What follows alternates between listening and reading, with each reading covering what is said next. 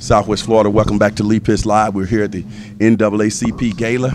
Big shout out to David Christian, the director of Lee Pitts Live today, who did an outstanding job singing at the NAACP's 2018 Freedom Fund banquet. He came out and did a Marvin Gaye that just had everybody spellbound. And I'm sure he had Kevin Anderson, who's a candidate for Ward 4, District 4. In City Council, they called it Ward 4 for the Fort Myers City Council. David Anderson, first of all, how did you like the singing of David Christian? It was outstanding, Lee. Nothing less. That gets you in the community. Why did you feel it was important that you come out here to this Freedom Fund banquet celebrating civil rights for the NAACP here in Lee County? Lee, one of the reasons I'm running for city council is I believe that the people of the city have been forgotten about, neglected, and outright ignored. I'm about representing the people. That's all people, every part of the city. Now, have you made it now to the general election? Yes, we had 5 of us in the primary, and we're down to 2. What do you have to say to those people who supported you in the primary? Well, thank you very much. I worked very hard knocking on doors, did a lot of face-to-face, and I think my message resonated with them very well. This particular gala that you're attending right now, you see all of the vast diversity and different leaders in there. How does it make you feel personally to be a part of what's going on inside there? I feel great because we need to be one city, one people, one city. We're all in it together, and we need to get rid of all these issues that exist between minorities and non-minorities, and we need to work together, come together as one city. Tell us about Ward 4. Does it encompass any diversity? It's somewhat diverse. You know, a lot of it's along the river, downtown, the central area between 41 and McGregor. Forest is old. Forest. Well, just north of where Forest Banks was. Okay. But it also spreads across 41, and you've got over by the ball stadium and Market Street over to Evans Avenue and Gardner Park. Oh, and that's continuing to become more and more diverse community too. Yes, and there's a lot of potential for that area to really grow and prosper. If people go out on November the 6th, or people were seeing this earlier and they want to do absentee ballots or mail-in ballots, when they see your name on the ballot, Kevin Anderson, what are they going to see? You're a Democrat, correct?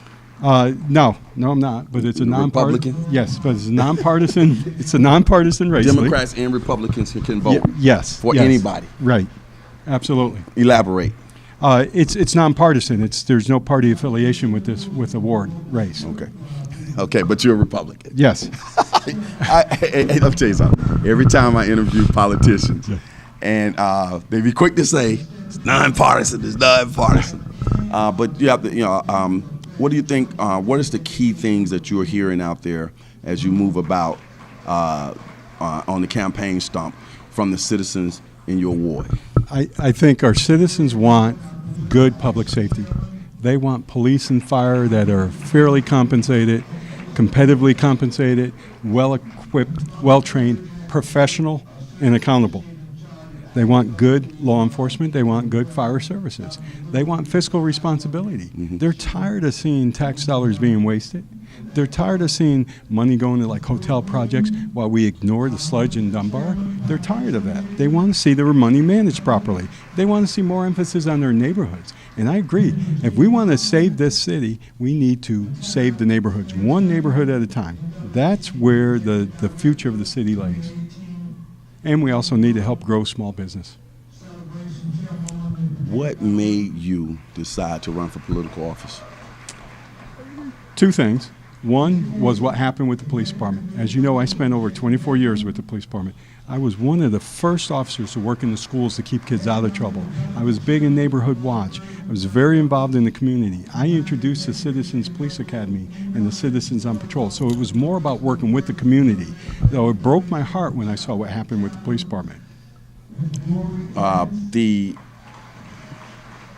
chances that what are you hearing? What are your chances right now? How do you feel? What's the tea leaves saying in terms of your ability to get elected? Well, I can tell you during the primary. Tashika, come on over. Go ahead. During the primary, there was 5 candidates. My opponent spent more money on the primary than all the other 4 candidates together, and yet we came out 28 votes apart.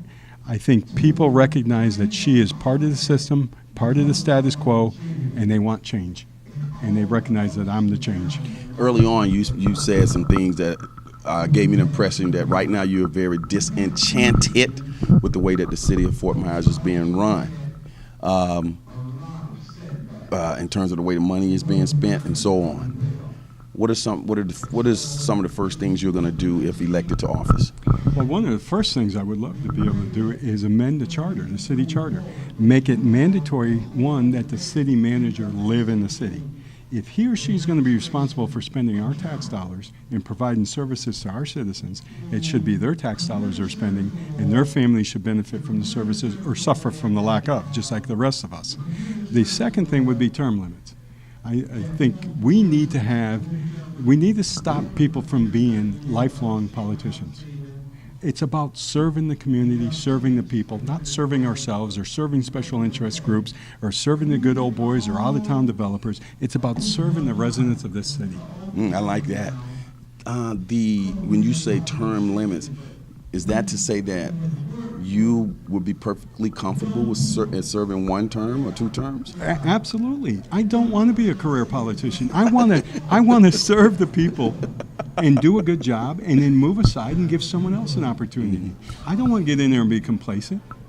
I don't want to get in there and just find myself going through the motions. I truly want to serve the people of the community. You are a former law enforcement officer, and you would have a unique perspective on how our law enforcement department is being run right now.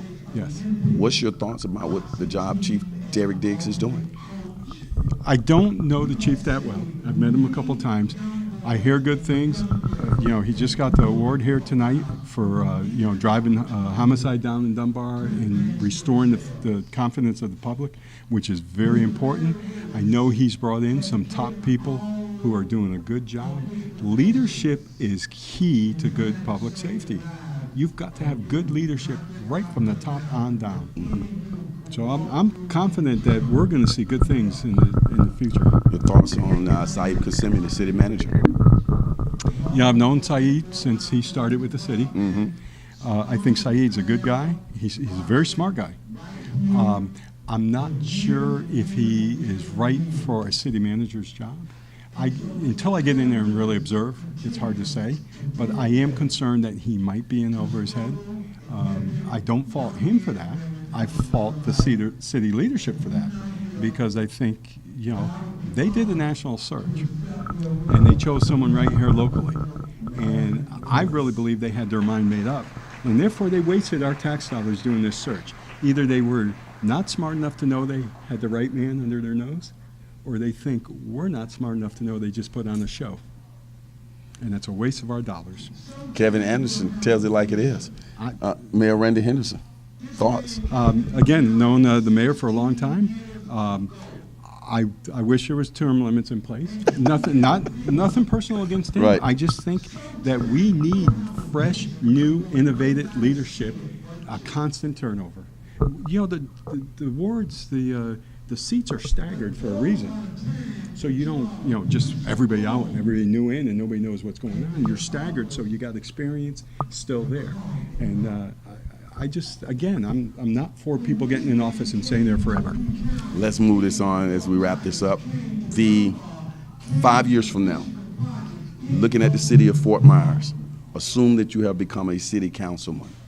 What are some, in your ideal world, what are some things that we would hopefully have seen come to fruition in terms of the changes in the city of Fort Myers? One thing is, I think you'll see a lower crime rate, that you will see safer neighborhoods, because you'll see a more professional, dedicated, and hardworking police department. I think you'll see better neighborhoods, because we will start to invest in our neighborhoods. And if we invest in the neighborhoods and make them desirable places for people to live, raise their families, and retire, that increases property values. That's good for the homeowner. That's good for the neighborhood. That's good for the city.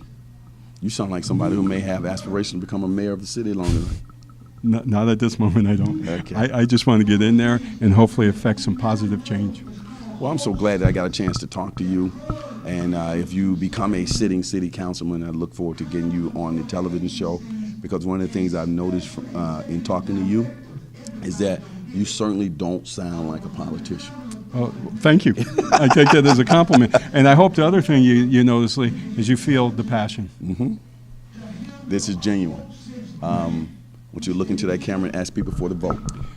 I want your vote November 6th. I want to be your voice in City Hall. We'll be right back with Tashika Perry.